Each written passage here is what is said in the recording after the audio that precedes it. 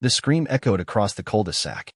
Sharp and shrill, Karen stood in my front yard with her mascara running, a taser still clutched in one trembling hand. My wife Sarah was on the ground, shaken but safe, our dog barking like the apocalypse had arrived. And then, just as Karen turned to run, the black SUV with tinted windows rolled up slow. The one with government plates. 2 agents stepped out, badges flashed, and Karen, she dropped the taser like it burned her and whispered the words that would kick off the craziest week of my life. "Oh my God, you're with the FBI." It started on a Wednesday, the kind of Wednesday where the air smells like fresh mulch and HOA delusion. Karen Mitchell, self-appointed queen of Willow Pines, had that same candy-coated menace in her step when she walked into the monthly board meeting, all swishy pastel, scarf and clipboard, shaking with barely contained glee. Sarah had just come off a double shift at the hospital, but insisted on coming with me, even though I warned her these meetings were more theater than governance. Karen launched into her usual tirade about maintaining the standard of visual excellence and upholding property integrity like she was addressing the UN Security Council. It was during the open comment period that Sarah, polite but direct, raised her hand and called out what we'd all seen for months. Karen and her clique were only enforcing violations against families who hadn't donated to her last HOA election campaign. Sarah brought receipts, literal printed evidence of 7 violations issued to one neighbor for having a basketball hoop, while Karen's best friend, Susan, had been allowed to run a seasonal gift shop out of her garage without a single notice. Karen smiled, nodded, and said, "Thank you for your feedback." But something in her eyes shifted like a storm cloud, sliding behind a pair of fake lashes. That was the moment she made the decision. 2 days later, we got our first violation. Trash can out at the curb for minutes past pickup time. Not 40, not 4 hours, for minutes. Sarah laughed at first. We thought it was petty, even funny, until the next week, when our mailbox had a new envelope from the HOA. Improper water pressure observed during lawn watering. That's right. We got fined because Karen claimed her hose was creating disruptive spray patterns visible from the street. Then came the noise complaint from a neighbor I hadn't seen in 6 years, claiming that Sarah's laughter on the patio during our Sunday breakfast disrupted the peace. We're talking about a 10:30 a.m. laugh, not a chainsaw. And then the drone showed up, a tiny black thing buzzing like a mosquito hovering over our backyard for a full 7 minutes before darting away, like it had somewhere better to be. The next day, another violation. Unlicensed exterior lighting. Sarah's solar garden lamps, the ones shaped like little sunflowers. I watched her read that notice in silence, then calmly place it in a folder labeled HOA War. She didn't flinch. I, on the other hand, was boiling, but not visibly. Because here's the thing Karen didn't know. My name's not just James Miller. That's the name on the mailbox. The real one is Special Investigator James Miller, Federal Division of Housing Integrity and Oversight. And I specialize in small-scale HOA corruption. Those sweet suburban schemes where community funds vanish into the pockets of people who speak in passive-aggressive cursive. Karen had no idea she just started a paper war with the guy who reads financial statements like murder confessionals. I played it cool. I let the violations pile up. Each one went into a 3-ring binder, dates stamped, photographed, logged. I bought a second camera system, one hidden in the bird feeder, one inside a garden gnome, and one watching our mailbox. Since someone had started opening our letters and taping them shut with cheap Scotch tape, I kept tabs on every HOA email, cross-reference timestamps, built a timeline. Karen's entire strategy was clear. Use the rules like a scalpel, slice away resistance until only her little royal court remained. Sarah kept smiling through it, but I could see the tiredness behind her eyes. Between trauma shifts and our silent suburban siege, she was running on empty. Still, she never asked me to escalate. Never once said, "Go get her." That was my call. And I was waiting for the perfect breach. That came 3 weeks into the harassment. Karen filed a motion without board approval to require property-wide synchronized lighting schemes for a cohesive holiday presentation, meaning if your lights didn't match hers, you'd get fined. She pushed it through via emergency executive powers. I pulled up the HOA charter. Those powers only applied to natural disasters and power outages, not Halloween. I highlighted the line, printed 5 copies, and mailed them anonymously to the rest of the board, just to watch her scramble and scramble. She did. She called a special HOA enforcement walkthrough. The next morning, showed up at 6:45 a.m. with 2 board members and a tape measure. That's when I watched her lean over our fence and take a photo of a leaf blower in our garage, and I caught it all on camera. I didn't confront her. Not yet. I added it to the file. The pictures, the trespassing, the misuse of board authority, the contractor invoices. Did I mention I found out? She'd authorized a $14,300 expenditure for community beautification through her nephew's landscaping company that only had a P.O. box and a disconnected phone number? Yeah, it was all there. Everything I needed. And I wasn't just going to report it. I was going to make sure Karen got a front row seat to her own unraveling, because this wasn't just about our solar lights anymore. Karen had chosen the wrong couple. And the best part, she hadn't even noticed she was already under federal surveillance. It was 2 days before Sarah's birthday when Karen finally crossed the line.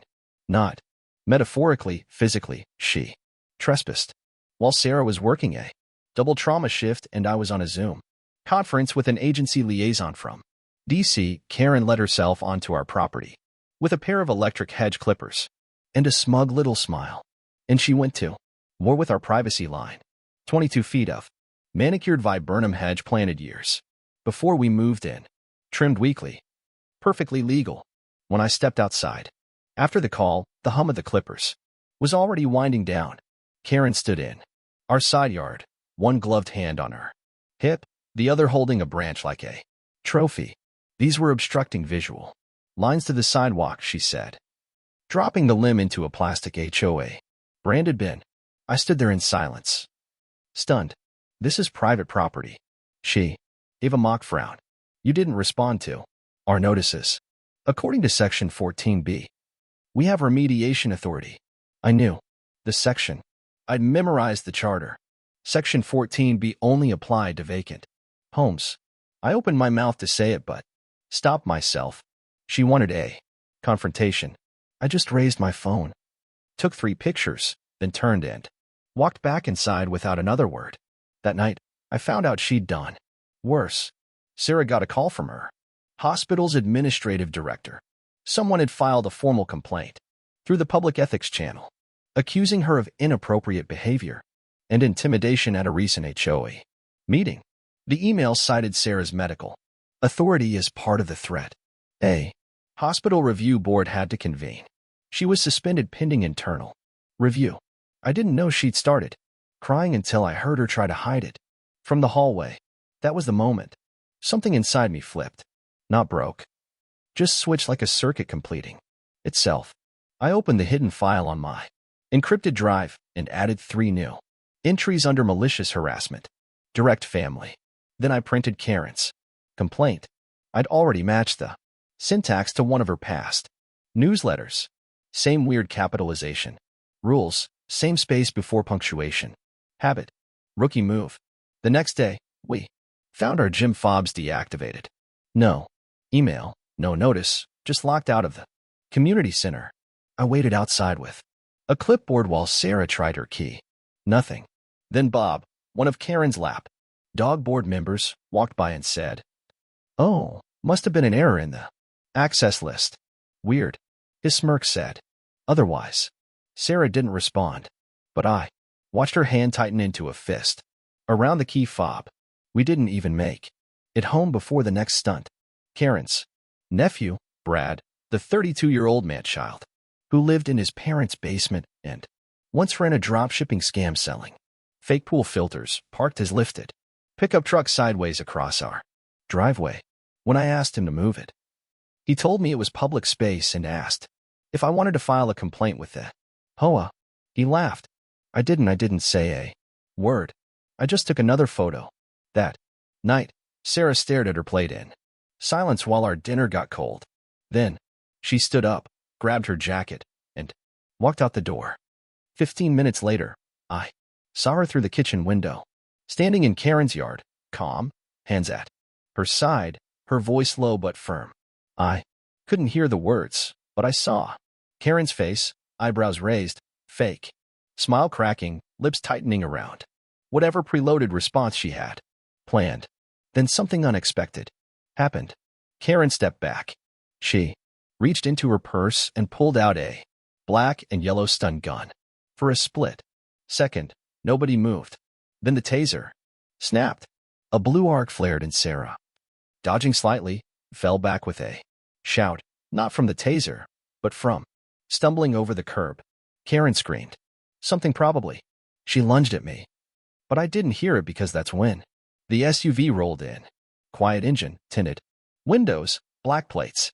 The kind of vehicle that never needs to flash lights to get your attention. It pulled to a smooth stop directly behind Karen's mailbox. The door opened. Two men stepped out. One wore a charcoal windbreaker with no insignia. The other had sunglasses on. Both looked at Karen like she was a spilled milkshake. Karen backed away, pointing at Sarah like she'd just stopped a bank robbery. She attacked me. Karen screeched. She was aggressive. She has a record. One of the agents pulled a folder from the inside of his coat. Actually, ma'am, he said, opening it calmly. You just assaulted a federal officer's spouse. Karen blinked. What? Her voice shrunk. No. I didn't know. She didn't say. I walked out the front door and joined them. Slowly, calmly, I held up my ID badge. The one Karen had never seen. The one I never wanted to use until now. James Miller, I said. Senior investigator. Department of Housing Integrity and Oversight. Federal jurisdiction under Title 12, subsection 491. Karen's eyes flicked between my badge and my face. Her mouth opened, then closed. You're a cop? No, I said. I'm worse. I handed the agent a thumb drive. Contains footage from our private security system. Includes the trespass, hedge incident, and the taser discharge. Also includes audio of Karen filing the fake complaint with the hospital ethics board recorded at 3:42 p.m. 2 weeks ago. That was a private Karen started. It was on a public Zoom call using ounce. I cut and also included in that drive. HOA expense records you claimed $3,200 in reimbursement for a community wellness seminar that never occurred. I know I tracked the vendor address. It's your sister's Etsy shop. Karen dropped the taser. It hit the sidewalk with a hollow plastic clack. Her face lost all color. Sarah stood up slowly, brushing herself off. One of the agents moved to her side. Immediately, asked if she was okay. She nodded. I looked back at Karen, who now stood on the edge of the lawn like she was hoping it would open up and swallow her whole. I wanted to handle this quietly, I said, but you made it personal. One of the board members peeked out from behind a bush across the street. Karen saw him, her whole body deflated. You tricked me, she whispered. No, I said. You never asked who you were messing with. The agent stepped forward. One collected the taser. The other slipped cuffs from his belt. Karen didn't run. She just stood there blank-eyed and silent. For a second, she looked at Sarah, not with defiance, but with something else. Recognition. Like she finally realized how badly she'd lost. And this wasn't even the part that would break her. That would come later, when the charges were filed, when the audit report dropped, when the rest of the board figured out what she'd been hiding in the HOA ledger's footnotes. But for now, Karen Mitchell, the queen of pastel tyranny, the enforcer of trash can schedules and hedge height restrictions, was just another defendant in a case file I was about to hand off. And for the first time in weeks, Sarah smiled. After the Taser incident. Karen expected me to go nuclear.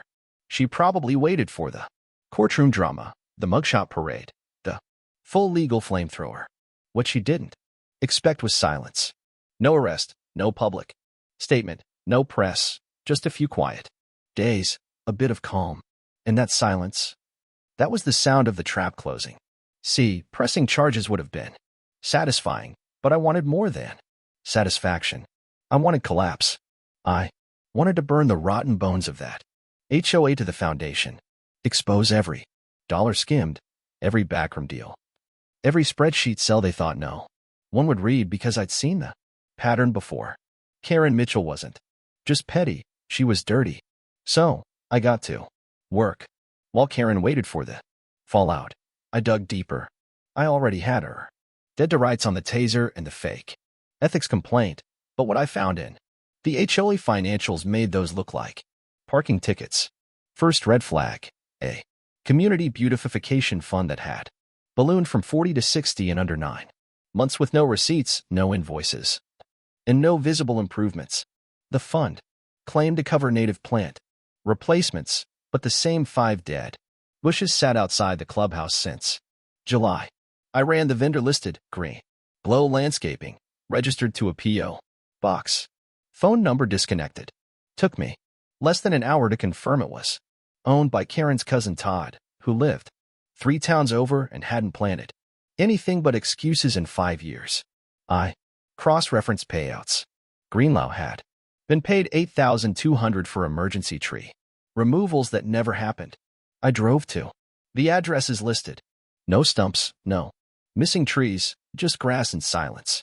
Strike 1. Then I checked the HOA's line items under professional services. There, buried between vague entries, was a monthly 120 transfer to Larkage Consulting. No description, no deliverables, no record of contact, just 12 grand, vanishing every 30 days like clockwork. Took me 2 days and a burner phone to connect the LLC to one Harold Mitchell, Karen's husband. He'd registered the firm 3 weeks after she became HOA president. No website, no staff, just a home office in their guest bedroom. Strike 2. But the real kicker was the slush fund, tucked under neighborhood wellness initiatives. There was a $14,900 withdrawal for a veterans memorial garden installation supposedly completed 6 months ago. I drove to the site, parcel 14C, next to the walking path. Nothing. No bench, no sign, no flagpole, just weeds. I pulled satellite images from Google Earth. Nothing had changed in over a year. I had my proof, but proof alone wasn't enough. I wanted cooperation. I looped in 2 federal agencies, Treasury Fraud Task Force and HUD IG. They'd seen Karen types before. Small-town tyrants, laundering big-town greed. Together, we launched a full sting. Step 1. Controlled disinformation. We created a series of fake HOA violations printed on the same exact letterhead Karen used with tiny tracking devices in the envelopes. We mailed them to 20 random homes, except they weren't random. They were selected based on one criteria. All were families who had previously filed complaints against the board. Within 48 hours, 3 of those homes were contacted by debt collectors. Coincidence? Hardly. One collector accidentally left a voicemail mentioning an anonymous HOA reported delinquency. That's not just unethical, it's illegal. Someone inside the HOA was leaking personal addresses and financial details. I installed a honeypot, a fake resident record with a non-existent email tied to one of the test violations. A week later, it showed up in a database used by private collectors in North Carolina that proved it. Karen's people were selling homeowner data. Step 2, undercover interviews. I reached out to residents who'd been fined repeatedly, often for absurd things. Curtains not neutral, toned, bird feeders being rodent, attractants, even wind chimes being excessively melodic. I compiled statements from 13 families, all willing to testify they'd been harassed, fined, or retaliated against after questioning the board. One woman, a retired librarian, showed me a 600 violation for non-compliant fence lattice despite having the same design as the HOA clubhouse. Her only mistake asking where the HOA dues were actually going. Step 3. Drone surveillance. Legal. Licensed, discreet. We mapped every HOA contractor movement. Captured Karen's nephew loading Home Depot plants into the HOA truck and billing them as local greenhouse installations. Recorded her husband meeting twice with a man under federal wire fraud investigation at the same tennis court. The HOA had just resurfaced for $180. A court clerk confirmed the actual invoice was for $3,200. The rest gone. My case file ballooned into a monster, 97 pages of corruption, backed by metadata, sworn affidavit, and more digital receipts than a tax audit. Karen was still walking around like the queen of cul-de-sac law, clueless that the guillotine was halfway down. She sensed something. Sure, she got twitchy. Called an emergency HOA meeting to review voting protocols. Canceled the next 3 open board forums, fired the part-time treasurer, and replaced her with a high school intern. That's when I knew we were close. Final nail came when she tried to pass a motion authorizing the board to pursue legal remedies against fraudulent information campaigns. That was code for she knew someone was inside, but she still didn't know who. She thought I was just a disgruntled husband, a bitter homeowner with a vendetta, maybe a guy too proud to admit he'd lost the solar light battle. The night before it all came down, I watched Karen host a private dinner in her backyard. 6 board members, champagne, catered food, candles, the whole HOA verse sale. Aesthetic. They toasted something, probably to surviving another year of embezzlement. I took a photo, labeled it Last Supper. The subpoenas hit the next morning. 37 pages each, stamped and sealed. Dropped at 5 homes simultaneously at 8:01 a.m. Federal marshals followed behind. No sirens, no cuffs yet, just folders and faces. Karen opened her door. In a robe, eyes red, coffee steaming in one hand. She saw the seal, blinked once, and said, "Oh, so it's real." The agent nodded. "Very." Her voice cracked. "It's about the memorial bench, isn't it?" We hadn't even mentioned the bench yet. That's how I knew she was done. Her own guilt showed its face before the charges did. The neighborhood buzzed within hours. Phones lit up. Neighbors gathered at mailboxes, whispering. Some wore smiles they hadn't dared show in months. Karen locked herself in her house that night. But the board, they knew it was over. They knew what was coming, because that wasn't just a subpoena. It was the sound of an empire crumbling.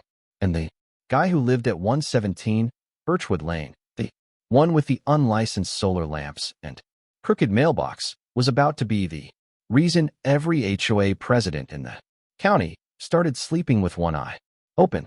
The day of the Willow Pine Summer Gala arrived like a swan song, soaked in rose and denial. The HOA had spared no expense, ironically, using all the expenses they'd illegally skimmed over the past 2 years. The clubhouse lawn was draped in pastel bunting. White tents lined the sidewalk like wedding pavilions. And Karen Mitchell, in her signature pearl necklace and double-breasted linen blazer, floated from conversation to conversation like a champagne-sipping ghost who still thought she ran the afterlife.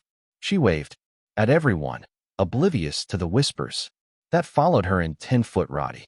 She'd heard about the subpoenas, of course, knew the walls were closing in. But Karen was the kind of narcissist who thought court documents were optional and consequences were suggestions. That morning, she'd posted in the neighborhood Facebook group that today's event would celebrate order restored and a community no longer plagued by distraction. I had to hand it to her. That brand of delusion required commitment. Sarah and I arrived just after 2. She wore her black blazer. I wore a plain gray polo and my agency badge under the collar, not visibly, just within reach. Karen saw us and tried to smile, but something about the way we stood, calm, still unbothered, made her hesitate. Her hands fluttered over the clipboard she never seemed to let go of. And for a moment, I saw the truth in her eyes. She knew. She didn't know when or how, but she knew it was coming. And she was right. At exactly 2:17 p.m., just as Karen lifted her oversized novelty scissors to cut the ribbon on the newly resurfaced tennis court that, according to the Real invoice, had been resurfaced for a quarter of what she claimed, the sound of tires crunching gravel echoed across the green. 5 black SUVs, unmarked government plates, the kind that make everyone's back straighten and mouths dry, the crowd murmured. Karen froze mid-sentence. I watched as the lead agent stepped out, followed by 4 more, each holding thick folders or rolling evidence kits. Behind them, they moved fast, surgical. A warrant was handed to Karen. She barely skimmed it before sputtering. This is entrapment. This is harassment. I demand to speak to legal counsel. You'll have plenty of time for that, the agent replied. After processing, a second agent handed off copies of the warrant to 3 board members. Then came the laptops. One by one, HOA owned. Devices were confiscated, bagged, logged. The clubhouse server tower was wheeled out on a hand truck. Cell phones were requested. Karen refused, so they cuffed her right there in front of her wine tasting station and her customized Karen's strong centerpiece made of artificial ivy and faux marble letters. The pearl necklace didn't help. Her mouth hung open. You can't do this. I am the president of this association, the agent simply said. Not anymore. You could hear the click of the cuffs from 50 feet away. The crowd was dead silent. Not even a sniffle, just the sound of 1,000 long, simmering resentments, releasing in collective catharsis. And then Sarah stepped forward, calm, precise, and completely unshaken. She reached into her handbag and pulled out a clear plastic evidence pouch. Inside was the taser Karen had used on her. Cleaned, tagged, corded. Admissible. You dropped this, Sarah said, holding it out. The agent took it with gloved hands. Karen's eyes locked on the weapon, like it had grown teeth. Her entire face seemed to fold inward. That's when the first camera flash hit, and then the next. And the next because someone, God bless them, had called the local paper. Community gala ends in federal raid. The headline would read the next day. Oh, President cuffed at center court. It only took 2 weeks after that for the House of Cards to collapse. The board resigned. 3 of them were charged with conspiracy to commit wire fraud. 1 flipped, and his testimony alone added 12 pages to Karen's indictment. A month later, she took a plea deal. Aggravated fraud, unauthorized use of personal data, tax evasion, misuse of federal grant funds, too. Because it turned out Karen had applied for a pandemic landscaping relief credit using a fake business registered to her husband's college roommate. All of it unraveled like an overnight sweater. By week 3, the HOA was formally dissolved by court order. The city council, faced with mounting evidence and a very public scandal, voted unanimously to terminate the HOA charter. The community was placed into receivership. An external management firm was appointed to sort out the financial mess. And us, we celebrated with paint. Bright ferret truck red, 2 coats, gloss finish, the kind of color that would have made Karen foam at the mouth on sight. I did the trim in black. Sarah picked the mailbox, custom-made, solar lit, shaped like a giant eagle. We weren't subtle. We didn't have to be. Not anymore. And just beneath the mailbox staked into the lawn, we added 1 more piece, a rectangular metal sign, engraved in brushed stainless steel that read, "This property protected by the United States government." Nothing else. No threats, no logos, just cold truth in Helvetica font. The neighborhood didn't speak for a while after that. Not out of fear, out of adjustment. They were relearning how to live without a leash, how to breathe without being fined for planting the wrong shade of hydrangeas. Slowly, front porches grew louder. Kids rode their bikes again. Someone put up a Halloween skeleton in April. It was glorious. Every evening, Sarah and I sat on the porch with our coffee and watched it happen. The rebirth of normal. The quiet triumphant reclamation of a street that had once belonged to one woman's ego. Now it belonged to no one. Or maybe to all of us. Across the street, Karen's old house sat darkened, unsold. Her realtor removed the for sale sign 2 weeks ago. The lawn went yellow. The shutters started to peel. And one day, I noticed something new in the window. A bright orange sticker, a fine notice issued by the city for violation of property upkeep standards. We laughed for a full minute. Karen's legacy reduced to the very thing she once wielded like a sword. Poetic. Justice in adhesive-backed Helvetica. We sipped our coffee, and I smiled knowing this all started with a taser and ended with freedom. The small power syndrome can turn ordinary people into petty tyrants, right down to front yard fence height. But this story isn't just about someone named Karen or a corrupt HOA. It's a reminder that silence doesn't always mean surrender, and sometimes justice arrives quietly, but with precision. Backhand index pointing right if you live in a community governed by an HOA or similar body. Know your rights and responsibilities. Document everything. Emails, notices, every incident. Don't let yourself be bullied by vague or selectively enforced rules. And most importantly, never underestimate anyone. The quiet neighbor might be the one who brings the whole rotten system down. Direct it and remember, change doesn't come from explosive anger, but from patience, intelligence, and unwavering resolve. Be the one who stands for fairness in your community. And if someone tries to turn your home into a battlefield for their ego, show them you're not easily pushed around.